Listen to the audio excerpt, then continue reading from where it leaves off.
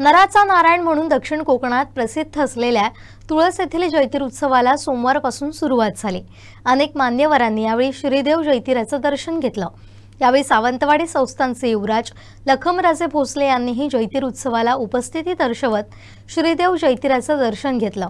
तुळस गावचं आणि सावंतवाडी संस्थानचं अतूट नातं आहे आणि यापुढेही ते असंच राहो असं साकडं यावेळी त्यांनी जैतिर चरणी घातलं।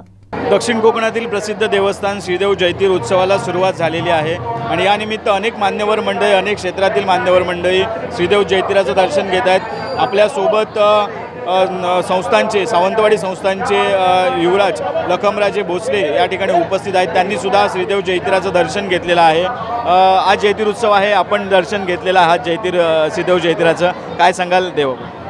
नमस्कार सगळ्यांना।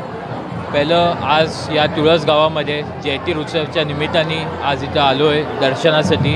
तर मी पहिलं सगळ्यांना शुभेच्छा देतो या गावाचा आणि मी प्रार्थना करेल की ह्या भागाच्या लोकांना आपलं चांगलं आशीर्वाद मिळून चांगलं पुढं जाऊन इथं काहीतरी चांगलं होऊन दे। पुढचं म्हणजे आपलं पहिल्यापासून सावंतवाडी संस्थान आणि इथं तुळस गावाच्या जैतिर ह्या देवस्थानच्या निमित्ताने कुठेतरी नात जुळलेला आहे आणि आपलं संपर्क राहतोच दरवेळी।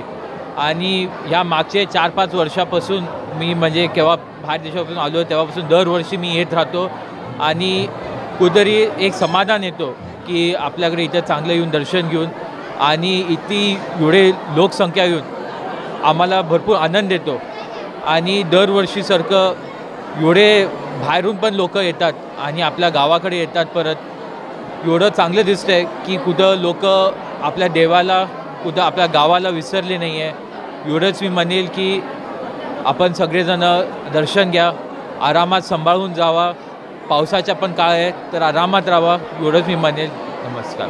आताच आपण म्हटलं की या तुळस गावचं आणि संस्थांचं एक वेगळं नातं आहे। जे आपण जी श्रीदेव जैतिराची जी कथा सांगितली जाते त्यात सुद्धा या सावंतवाडी संस्थांचं नाव आहे। ते संस्थांचे एक सरदार म्हणून सुद्धा या कथेत सांगितलं जातं, तर याबद्दल काय सांगाल? इथं ह्या भागामध्ये आपले परब असतील ते कुठेतरी आपल्या त्यांचं नात जुळलं होतं।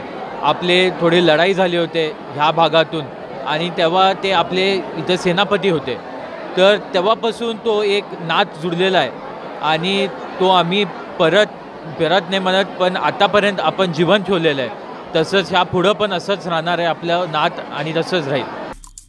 आमचे दिवसभरातले सर्व अपडेट्स, ताज्या घडामोडी आणि थेट लाईव्ह पाहण्यासाठी सबस्क्राइब करा, लाईक करा कोकणचं नंबर 1 महा चॅनल कोकण 7 लाईव्हचं YouTube चॅनल।